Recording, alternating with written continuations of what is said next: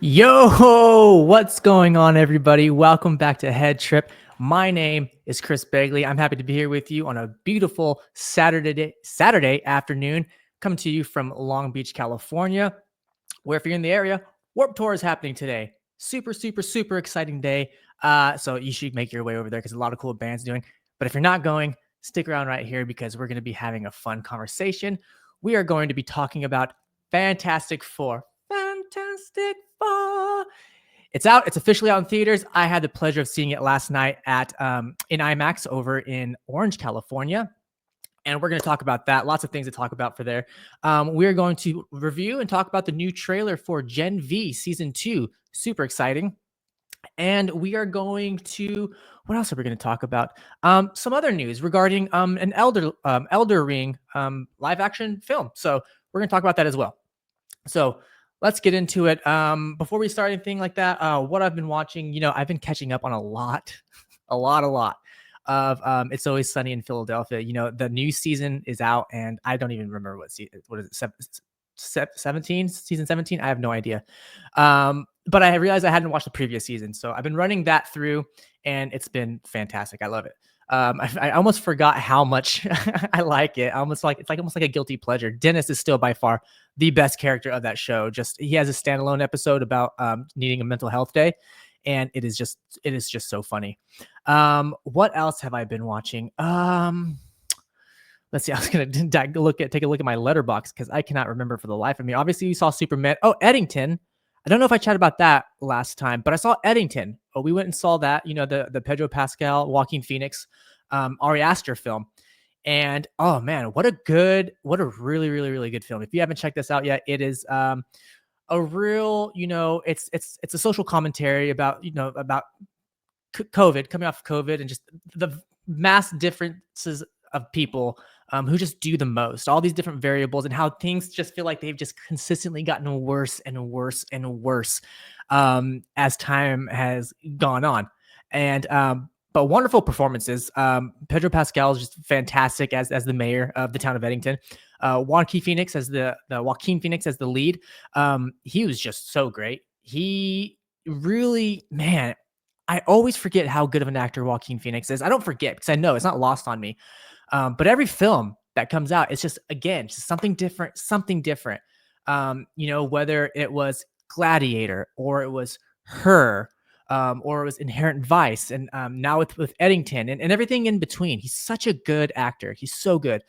Who else was in Eddington? I can't remember.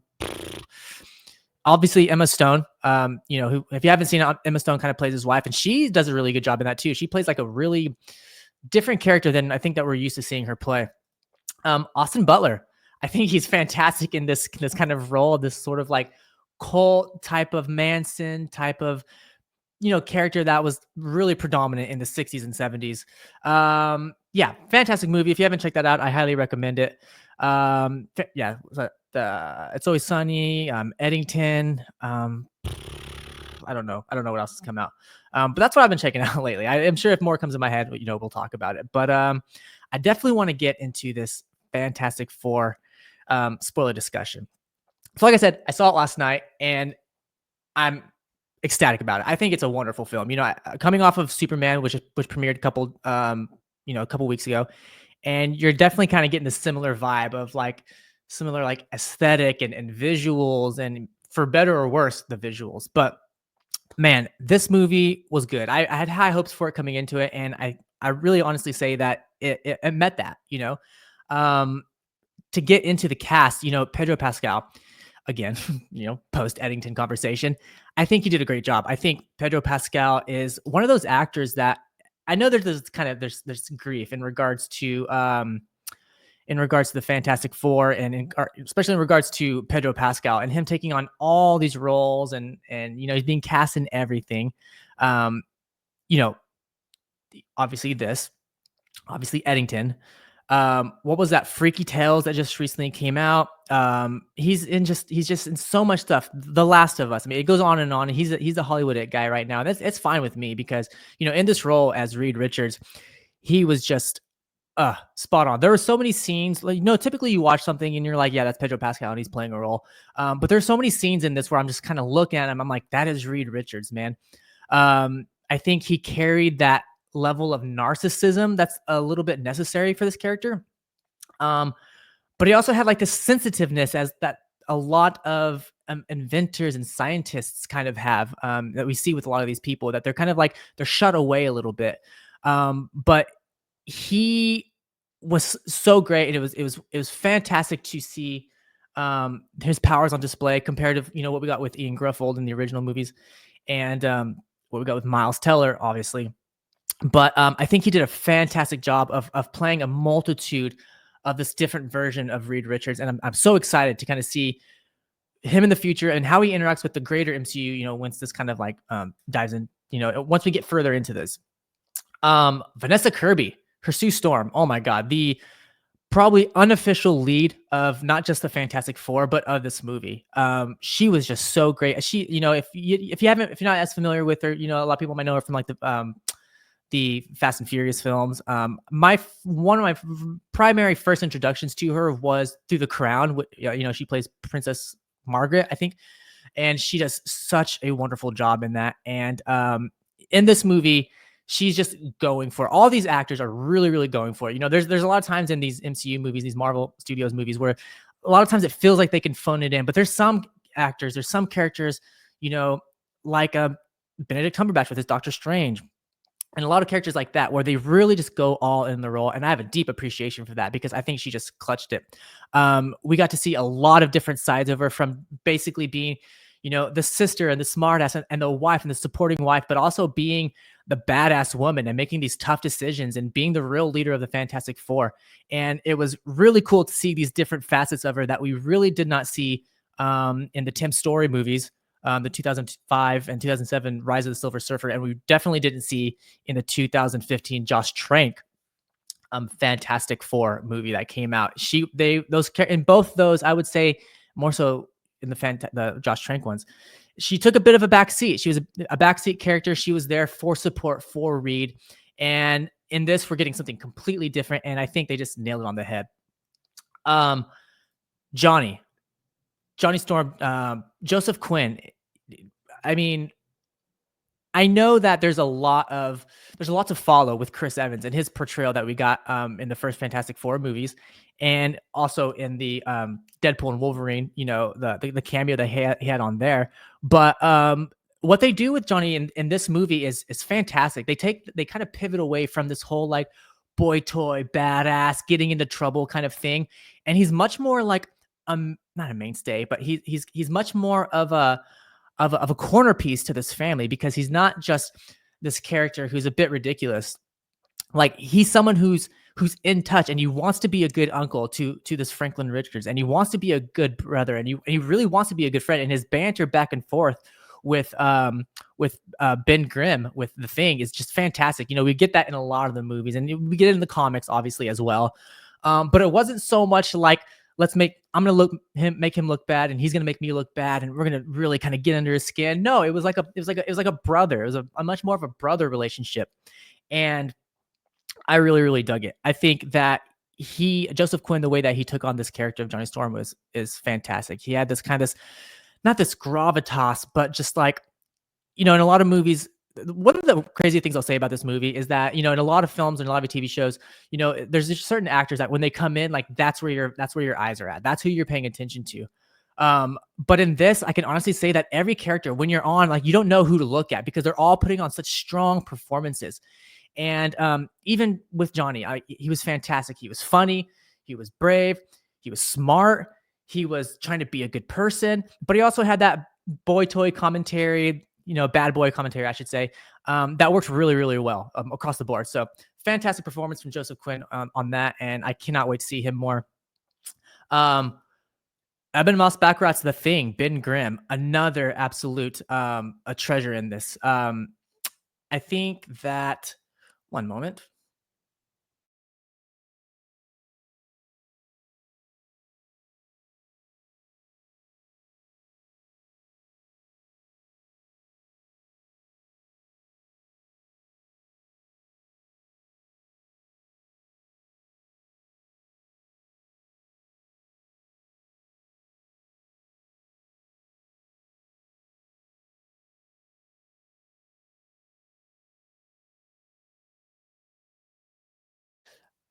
All right, and we're back. Ben Grimm. I mean, what can I say? I mean, first of all, Evan Muskback, if you've watched The Bear, if you've seen him in, obviously he was in Micro. He's in the Punisher. He played Micro. I can't remember the guy's name, but he was great in those, and obviously great in The Bear. But man, what he does, I mean, as an actor, there's only so much you can do. There's a lot of acting you have to do, when you're so fully CGI. And, we didn't really get that so much with Hulk.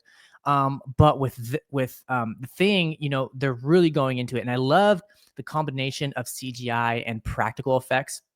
I think that was such a fantastic way to go. And there's a lot of, obviously it's very CGI heavy, but there's a lot of shots of him, from shooting sets, in this practical suit. And it's nice because there's times you can kind of get both of that. You can feel the CGI, you can feel the practical, and especially with the sound. When he's moving around, or there's that kitchen scene with him and Herbie, and when he goes to taste it, you could hear the rocks clacking, and I love that. I love just those little pieces. And also, just like Johnny, just like Sue, and just like Reed, a very, very big corner piece of this team. And he's not just there to support; he's there to be really this kind of this almost fatherly, in a way. You would kind of expect that to kind of come from Reed or something like that. But the Thing, Ben is really giving this fatherly kind of performance, and he's kind of there for everybody, and he's understanding, and he's smart. He's not just like a tool head or anything like that. So I think it's just a wonderful performance from Evan Muskback. I can't wait to see all these characters get into the greater MCU and start. I can't wait for the Human Torch to interact with Spider-Man, like the relationship that they have in the comics. I can't wait for the Thing to kind of get in there and meet the Hulk and see what that looks like. I can't wait for Reed to get in with all these other smartest men in the world, in the universe, and see how that looks. And I can't wait to see how Sue kind of comes in and takes on a leadership role, and maybe in the Avengers. We'll see how that starts to look out. Silver Surfer, Shia LaBeouf, Julia Gardner's performance. She's not in this movie a lot, but she's in it a good amount. And every scene that she's in, she's doing something special. Ozark, we have this version of Julia Garner's acting in Ozark is bigger, and it's over the top, and we're getting something a bit different where she's really like character acting in this, and I think she does a fantastic job of playing both sides, and just the way that she speaks and her dialogue, and especially her look. The visuals, they're fantastic. I don't think we could have acted for anything better. Just the way that the light and visuals, everything refracts off of her chrome like metallic like body. Just fantastic. Who else was good? I guess we'll continue with some of the bigger guys. Galactus, Ralph Ineson, man. The scope of Galactus, something that we haven't really gotten. Obviously we didn't get it in the Josh Trank movies, and we got a version of him in Rise of the Surfer in the form of a cloud. But it's so cool to see like what this character is meant to be. Ralph Ineson, Ineson, the way that he's portraying this character. First of all, his voice, there's just no way to get around it. His voice is just something special. It is just right off the rip, deep, and I feel like if I'm having a conversation with him in person, I'll feel my bones vibrating as he's talking to me. But I like that they didn't spend too much time getting into the weeds with Galactus. We got where he's come from, how long he's been along, what he's looking for, how he sustains himself, and then what his goal is. Those are the predominant things. And then we get into the action of it. And, from the time that he enters New York, it is so cool to see kind of like that size and that scope of him, comparatively. Like he's gigantic. I thought that we would get a lot of size manipulation. I think I maybe even like kind of talked about that in previous videos, but we didn't get that. I was kind of hoping that maybe he would scale down the size and there'd be some conversations going on. There's Herbie, obviously, fantastic addition. But I loved Galactus. I love what they did to him. I love this back look. If you've seen the movie, he looks back, he looks at the Statue of Liberty for whatever reason. Is kind of looking at, I think from like the average person, we go and we're like, wow, the Statue of Liberty is gigantic. But just him just looking down, like it's the size, like if you're a human, like the Statue of Liberty is like the size of like like a hamster. You know what I mean? Like, and it's just cool to see that size and walking around New York and just seeing how that looks, man. It's just wonderful. There's just nothing else I can say except for wonderful. And lastly, as far as characters go, I want to touch on Mole Man, Paul Walter Hauser. We didn't get a lot of him, but I think we got enough to have it matter. He's becoming such a great actor. I don't know if you guys have watched I, Tonya, which he's wonderful in, and I don't know if you guys have seen what is that show on Apple TV Plus, the After Party. He's so great in that too, with Tiffany Haddish, and he I've been running back the most recent season, and he's so good in that, and I cannot wait to see where the rest of his career goes and what else he does, because it's just wonderful. That's all I can really say necessarily about that. What else? I did want to touch on Silver Surfer and Johnny Storm's relationship. I like that we got a little bit of that kind of that back and forth in that conversation. Not a lot of it, but enough to be fun. Again, I think the visuals lend itself, the torch with her metallic body. That was just kind of fun to see and kind of see that dialogue continue back and forth. But some of the things that worked, the 60s aesthetic, that 60s retro aesthetic, I thought was just so cool. I thought it was just so awesome that the way that they went about that. I love living in this world, and I want to live in this world longer. And the thing that kind of bums me out is that it seems like, we're going to pivot from this 538, I can't remember the universe, 585 or 383 or whatever it is, universe that this movie takes place in. I'm going to be sad if, once they make the pivot to the greater MCU, if we're not going to be seeing that anymore, because I want to live in this universe a lot longer. I was kind of surprised that there's not really, there's not really a lot we're not really branching out into the greater world of this, 60s retro Fantastic Four universe. We're predominantly within just New York. They do a little bit of gazing of, some courtrooms and stuff like that. And there's some flashes of different areas, but we really stick a lot of time in this New York, and that's fine with me. But I really would like to have visited to see what the rest of this world looks like. What else has the Fantastic Four done to make the lives of the rest of the Earth, not just Manhattan or whatever, what that looks like. From a visual standpoint, the effects were fantastic. They're definitely on par with Superman. I think that it's still, compared to like Endgame and Infinity War and some of these other movies, that the CGI is just so fantastic. And I know that it's dropped off quite a bit in the recent years compared to like some of these other movies that have come out. But I think the visuals were good. They worked enough. There was times where they were a little bit iffy, but it was good enough. Times where it caught my attention, and I was like, okay, that's some interesting CGI. They had quite a bit of time, but not enough to completely pull me out. I did like their powers. I like the way that their powers were displayed. I think that it was a different take, especially with the Thing. Prior we got, in the original movies, we got this full just bodysuit, practical suit that Michael Chiklis wore, and it was for the time it was fine, but it was whatever. The Josh Trank movies from 2015, definitely a step up. I think with the CGI, it was a full CGI suit. They didn't give him any pants for whatever reason.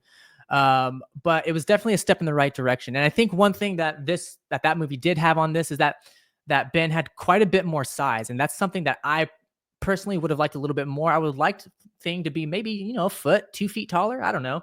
But I was still happy with it.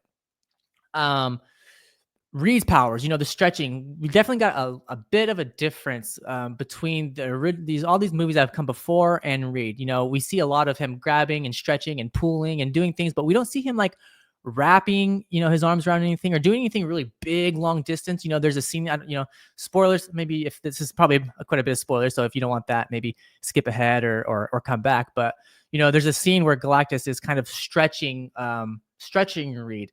And I think me and a lot of other people are like, this should probably be no problem. He's elastic. That's his ability is, molecular, manipulation. But I would have liked to see that a little bit more and not see it necessarily be so much used against him. But, maybe when that's not happening and he's actually in control, it's a lot different of an experience. Human Torch, I think the way that his flames looked fantastic. It wasn't too over the top. It wasn't too you couldn't read it. It wasn't like just harsh fire, it didn't have to like rely on a suit and all this combustion type of situation. I think it worked. I think he was able to flame on and he looked fantastic. He didn't have to yell flame on every single time. All their suits, he's able to kind of manipulate the fire. I don't know how it necessarily would work. He's able to wear a lot of all of his clothes and all this stuff without it being completely ruined. And maybe that's just something to do with the DNA or whatever. But I liked it.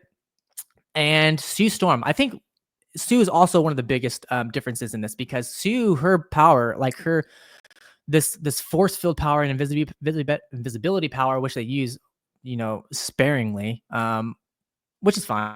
They use it in certain aspects. More so, they use this kind of her ability to kind of create these force fields, and I like the look of it. This kind of rainbow. This rainbow kind of light refraction look. And, Vanessa Kirby was doing interviews and she's saying like, that's something they spend a lot of time on, is looking at, light and rainbows and how like say like windows and how light refracts off of that. And for the look of this. And I think it was so cool. There's the scene where she's just really getting into it, where she's fighting, and, she does like the kind of like the Wanda, the lean back and getting into her powers. And it is just so cool. And this is another power set that I think that they stepped it up. They went in a little bit of a different direction, but it works. It absolutely works. And I can't wait to see more of this power set in here. Shala Ball, Silver Surfer's powers were fantastic. They were cool. Pretty run of the mill. Same thing that we've gotten previously. Nothing too different. I like that her speed. She's gigantic. There's that scene where Johnny, chases her up into the storm. She kicks him off and she's just like, bah, she's out of there. And there's a scene where, again, spoilers, chasing through, she's chasing them through a black hole. They're trying to black hole. They're trying to go warp speed and, like they travel long distances, like, more than light speed. And, she's able to keep up with them. And I think that was a really interesting aesthetic, or ability, to kind of allow her to do that. What else? The story, I think the story was good. We didn't spend a lot of time, in a lot of movies, they, in all the other prior movies, we spend time with them and how they get their powers and we go through all that. But I like the way that they did this. They went a different route. They basically made it to where the introduction, the show that they're on, that we've seen in all the trailers, does a really good job of telling you, where these characters come from, like who they were before, that they were beloved and how they got their powers, and they became even more beloved. And, where they are today and how they got there. And I think it was a great way of basically giving us the ability to have more movie, have more story, and not sit so much in, what had happened before or how we got here. The story itself is great. I think the surprising thing for a lot of people is how much of like the baby of it all, the Franklin Richards, and how that story plays into the overall story, and how much more of a major plot that it was. I was thinking, it's going to be like a significant plot detail, but not for it to be like the predominant story. But I'm here for it. I liked it, and I liked the way that they used Franklin Richards, and I really liked, that everything wasn't always just green. Reed and Sue have a really good, really strong relationship, but that doesn't mean that they don't butt heads. And you see that quite a bit. So I liked it. I like I said, I wish we could have spent a little bit more time in the greater rest of this Earth that this universe takes place in. But I'll take it. I don't know if there's anything too bad. If you want to skip ahead, you can skip ahead. I'm going to get into a little bit of the post-credit scene a little bit. More so the primary one. At the very end, they actually we'll get into that. The first post-credit scene, we have Sue sitting, with Franklin, and she's kind of taking care of him, and they're hanging out and getting a book. And she walks away, and she's coming back, and she hears something, so she's kind of creeping around, and we get this shot of Franklin, with someone with a green hood, facing him. We don't see a face, and we see that he's holding, the silver mask, and we all know who it is. It's Doom. But no reveal, no Robert Downey Jr., no somebody else playing this role, nothing like that. Although I don't know if this is going to be the one Doom that we're ever going to get, the Robert Downey Jr.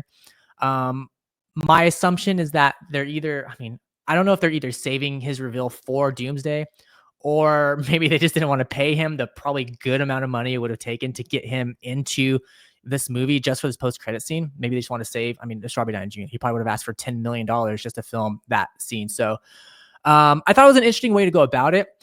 And I thought it was an interesting opportunity to tease that. I didn't think that we were going to get anything Doom related because we already know that the movie's coming. I thought it would kind of play a little bit more into what we saw for the post-credit scene for Thunderbolts, because we see that they make their way to this universe. But we obviously know that, this, that scene from Thunderbolts is taking place after this movie, in regards to, space time. I don't know how that works. Yeah, I thought it was a really interesting way to go about that, and not showing any face and then just cutting right out. So we'll see. Let me know what you guys thought about that. And the final post-credit scene at the very, very, very, very end, we get this TV screen, and basically the whole shot is just some animation from like the Fantastic Four cartoon. And I thought it was really cool. I thought it was fun. Not what I thought. You wait around because you wait around for something a lot more impactful, but it was good enough. My only takeaway from it, though, that I was curious about was that it was an animated, scene, and they could have just thrown that up on an animated screen with an animated TV and have it just been that. But they were showing it, and if you look closely, it's being shown on a real TV set.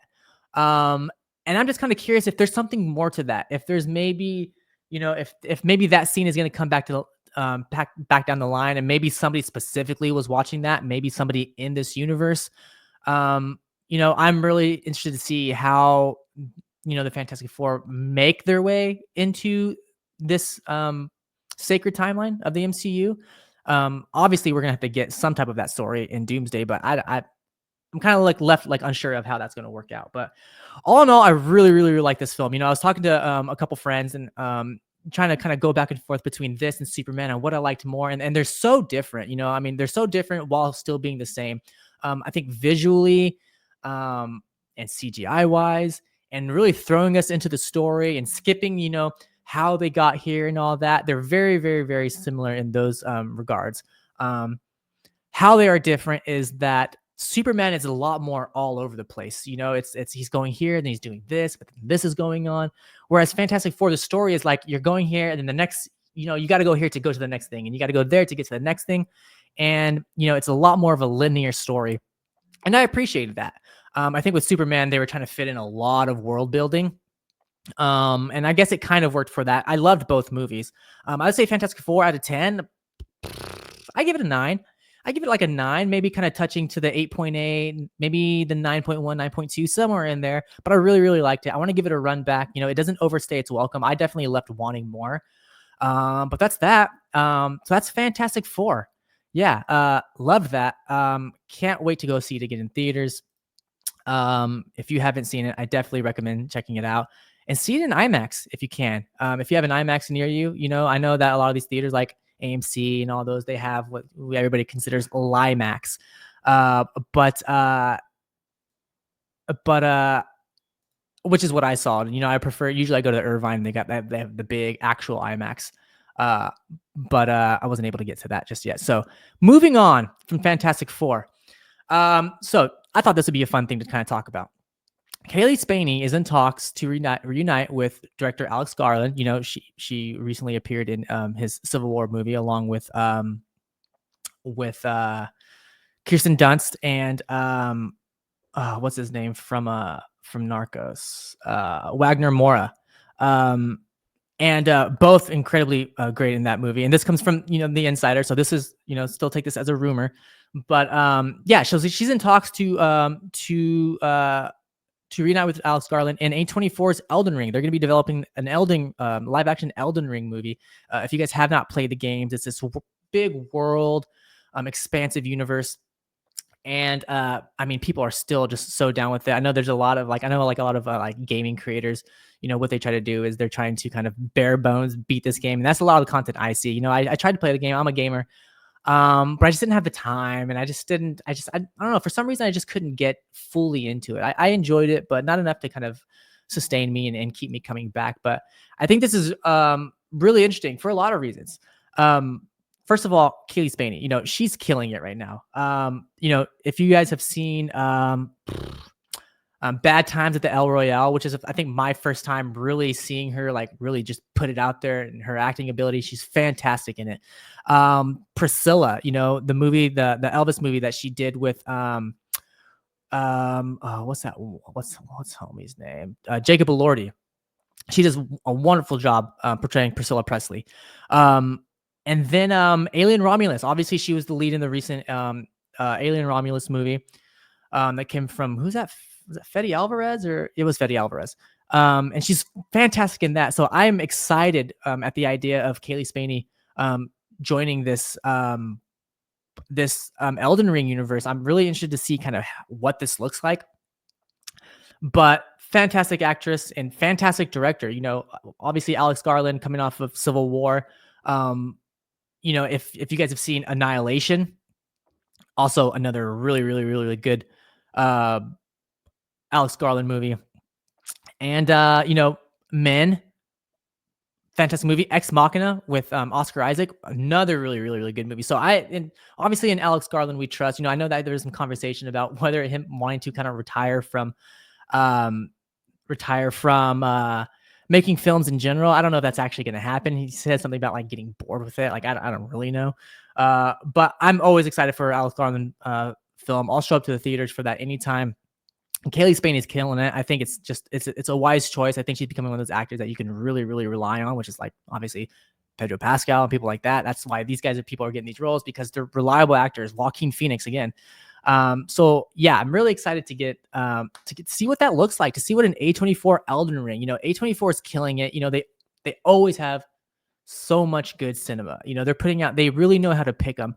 But I think this is going to be like one of their really first forays into like a big, expansive IP that we can only assume is going to go for multiple movies. You know, this isn't going to be, you know, a one and done Elden Ring movie. This is going to be probably a, you know, like maybe like a 3, 4, 5 picture franchise. So it'll be really cool to see kind of how that correlates with each other and how that develops. So that's Elden Ring. Check it out. You know, I talk about a lot of this stuff all over our our TikTok and our Instagram and all that.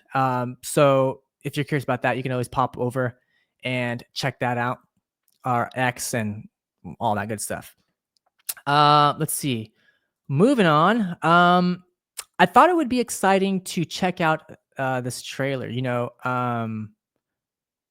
Amazon Prime, they released the trailer for season 2 of Gen V. And if you haven't seen season 1, you know, season 1 is really good. I don't know if you guys are a fan of The Boys. Obviously it's The Boys spinoff, but I really liked it. I thought performance wise, they're all fantastic. I don't know the names off the top of my head, unfortunately. I should probably pull it up on my IMDb while we're talking. But I really liked season 1, headed by Jazz Sinclair,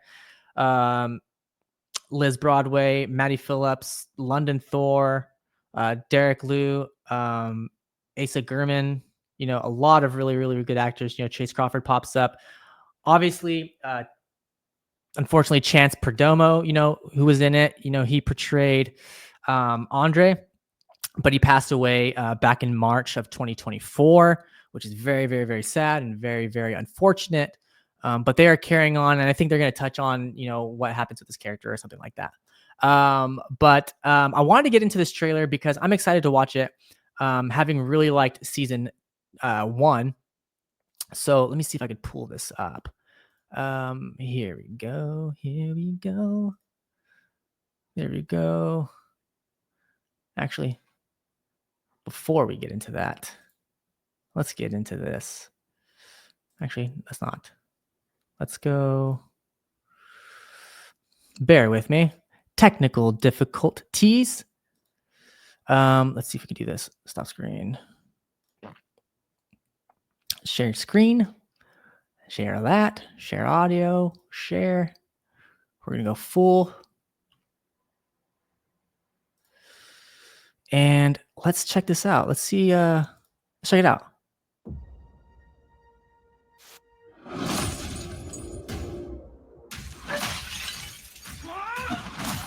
Okay. Obviously, Jazz Sinclair is still the lead. We're still reeling from how they left off in that first season. Oh, Erin Moriarty. You Okay. can't stay on the run forever. I need your help. You need to go So the back to boys school. is being a little bit more leaving it. intertwined into All of this. It's cool. This I like school, that. It's become a monument to mediocrity. The new dean. He was at Elmira. Now he's at fucking Godolkin, so something's going on, but we don't know Godolkin. what. Vought is resuming a research program called Project Odessa.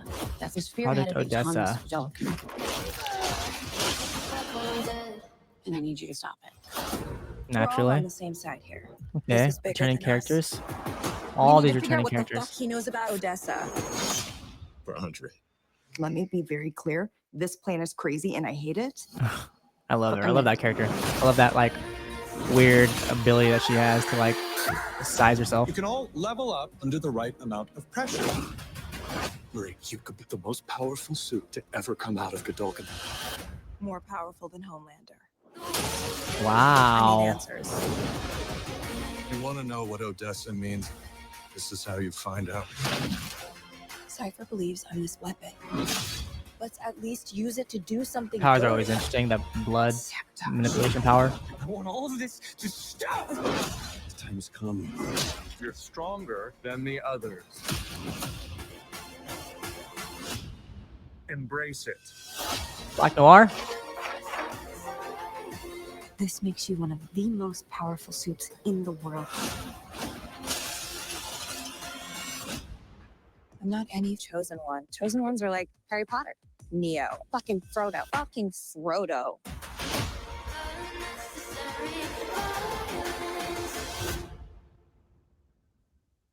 Okay. There you go. Okay. So I mean it looks good. I mean, obviously it looks good. I really like this world. I like living in The Boys. I love actually The Boys. I think The Boys is a fun series. And I really, like I said, I really liked season 1 of Gen V. One thing that I have a problem with in a lot of these movies, or a lot of these movies and these TV shows, is like the need to constantly up the stakes of the powers, and you're going to be the most powerful being, and this suit's going to make you the most powerful superhero, and all of that. And I prefer a story where like these characters have to find out how to put their abilities to the best use to get the job done. And I don't want all this buildup to just be to this all powerful, just shuts it all down, and that's how they save the day. I don't want that.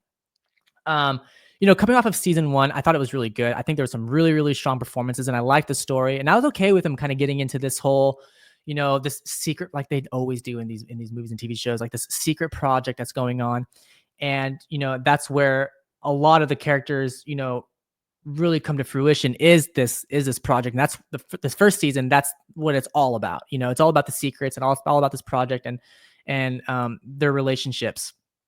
And it seems like we're getting a lot of that in season 2. And it seems like instead of going a different direction, they're going back to like, they're kickstarting this program to make this ultimate hero, and you're gonna be more powerful than Homelander and all of that. And that's all fine, but like, it doesn't pique my interest. I don't know. Like maybe I'm sure once I get into the season 2, I'll like it a lot more, but I don't need the stakes to just constantly be. I think that was the problem with like things like Endgame, and that's probably what people are having a trouble with it post Endgame Marvel MCU, is that the stakes are so high that like, why does anything else matter? When you have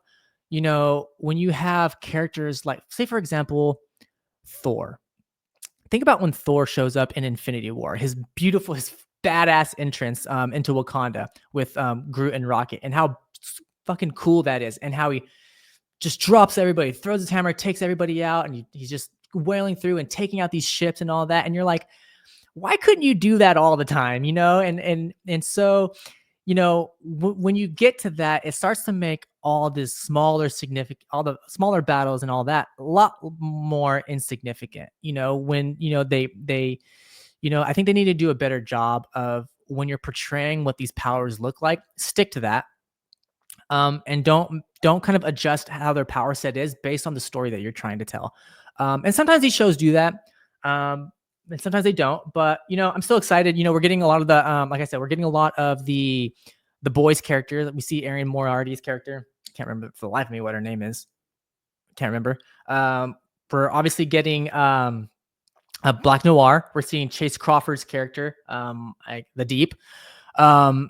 And I don't know. I mean, you guys will forgive me. Maybe you guys saw more in the trailer and that I can't remember. But I think one thing that I did like about where is he at?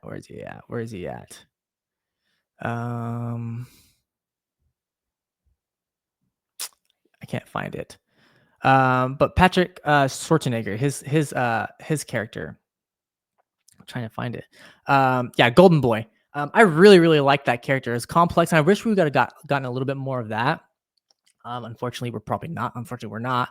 But another actor, obviously, if you've seen The White Lotus, another actor to keep your eyes on. You know, there's that nepotism about it, but I think he's doing a great job. But yeah, I mean, I'm excited for this. I'm going to watch it. Obviously, we're all going to watch it, and it's probably going to be good. I just hope they don't get lazy on the storytelling and just kind of rely on this whole, creating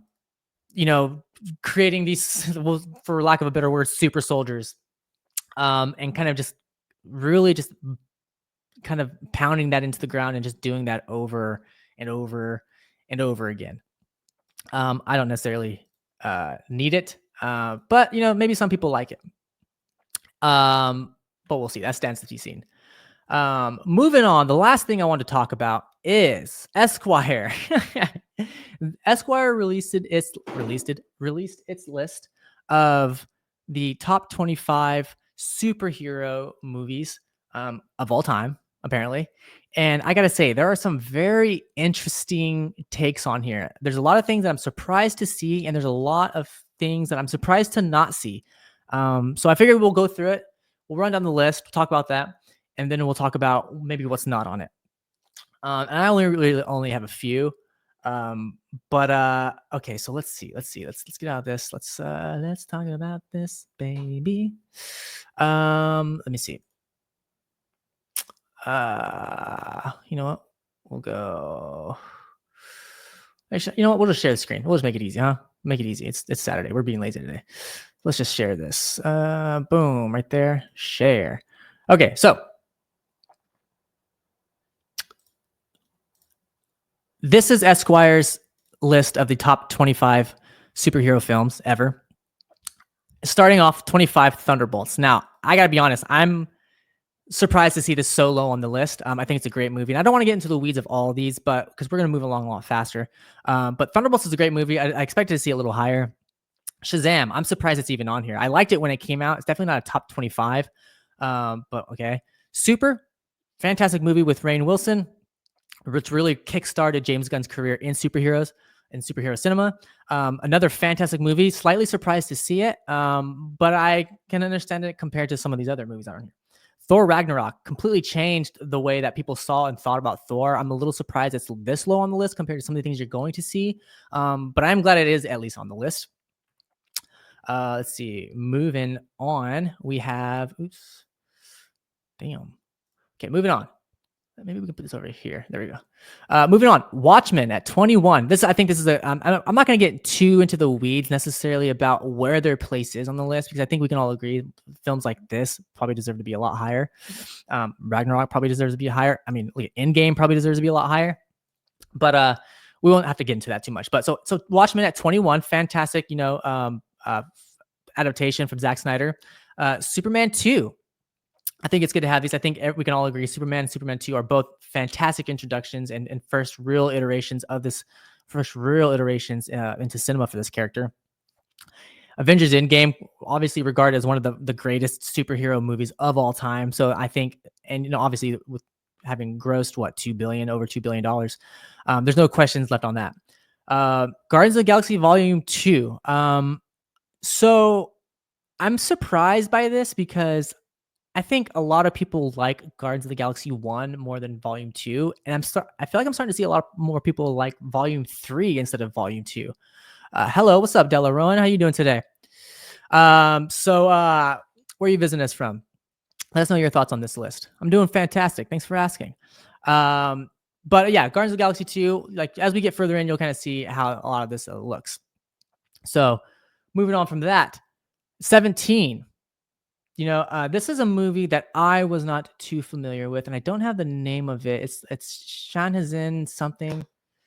maybe I can pull it up on the on X. Maybe not. I can't recall the name, and actually, this is really bad that I can't recall it, but it's okay. By the way, I have an offer for you. You have an offer for me. Love offers. Someone's got an offer for me. Hellboy at 16. Interesting that it's on here. I think more so because of it ahead of its time. When it came out, it was a big deal.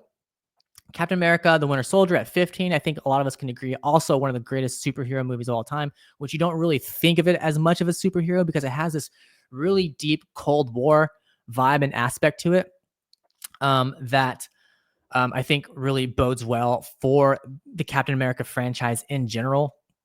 But coming in at 14, we have The Crow, the Brandon Lee led The Crow. Another really, really good movie, another ahead of its time. And there's other movies on here there's other movies that aren't on here that kind of give me a similar vibe that I'm surprised aren't on this list. But and you'll see as we go further along. 17, Shin Kamen Rider over at 17. That's a movie. Shin Kamen Rider came out in 2023.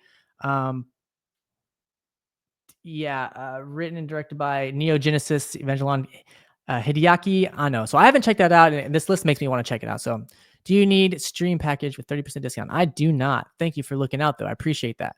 Coming up at 13, you have Logan, the Hugh Jackman movie, the beloved movie. It's a masterpiece. It's such a good movie, and I know that a lot of people have some trouble because of what they ended up doing with the character in Deadpool and Wolverine.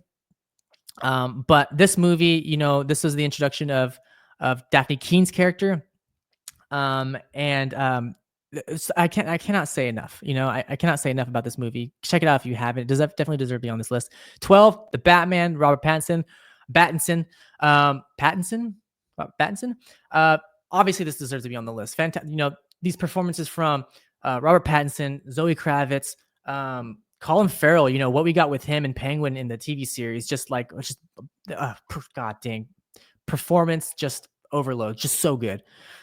Spider-Man Into the Spider-Verse, a little low on the list, but I'm glad that it made it. We didn't get across the Spider-Verse or anything like that, but I think we're happy with that.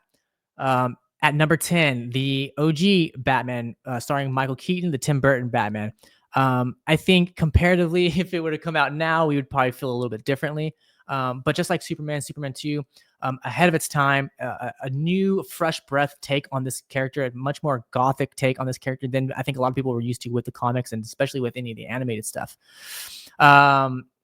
Moving on.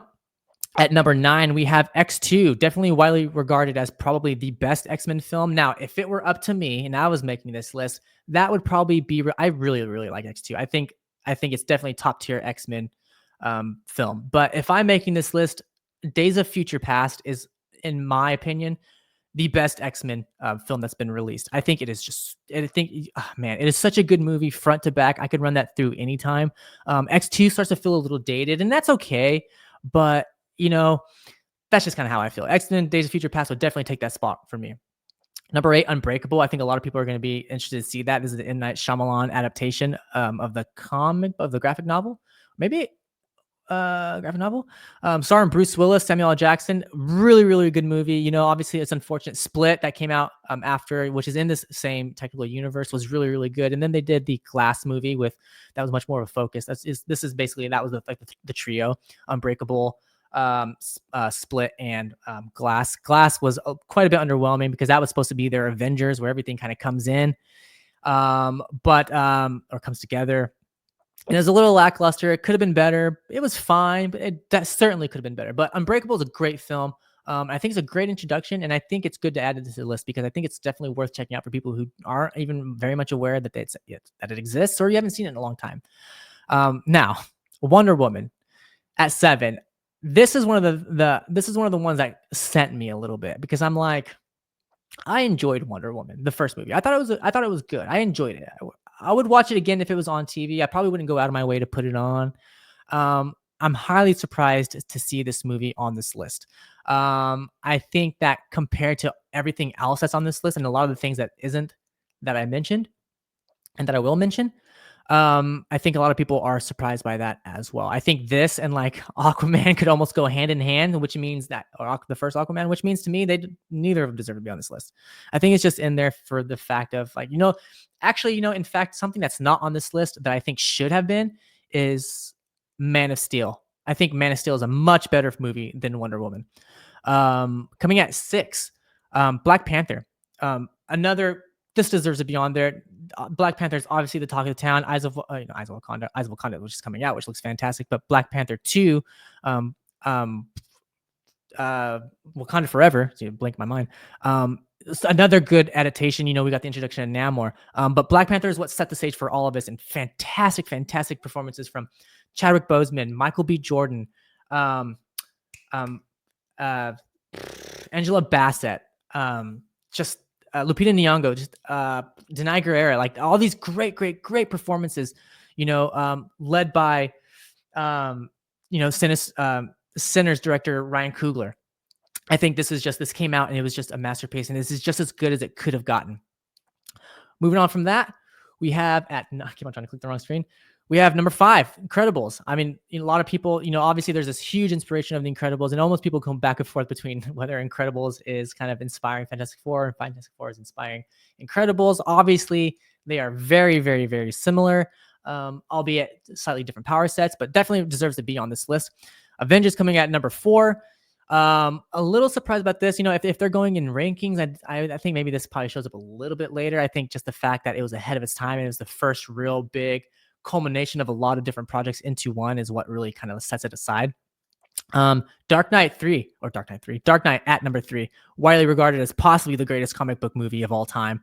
I think maybe that conversation started to change a little bit. But I think what Heath Ledger brought to Joker in this movie is one of the it's in the zeitgeist of just actors who just took a character and made it its own, and we are all the better for it. Spider-Man 2, another, also regarded as one of the best comic book movies of all time. You obviously had the first introduction of Spider-Man, the Spider-Man 3, not as good. I think we can all agree on that. But Spider-Man 2, with just the story and the performances from Tobey Maguire and James Franco, but Kirsten Dunst and what's his name? Doc Ock. I can't think of it off the top of my head, but we got a lot of good story, a lot of good visuals, and a lot of heart in this film. And I think that's what makes this movie so special, is it has a lot of heart, and that's why it kind of stays in everybody's heart as one of the greatest superheroes of all time. Number 1, Superman number 1. Now, I am going to say personally, I think this is just on here because it is just, the first. It was just something new, and when it came out, it was just wow. Now, do I think it deserves to be number 1? Probably not.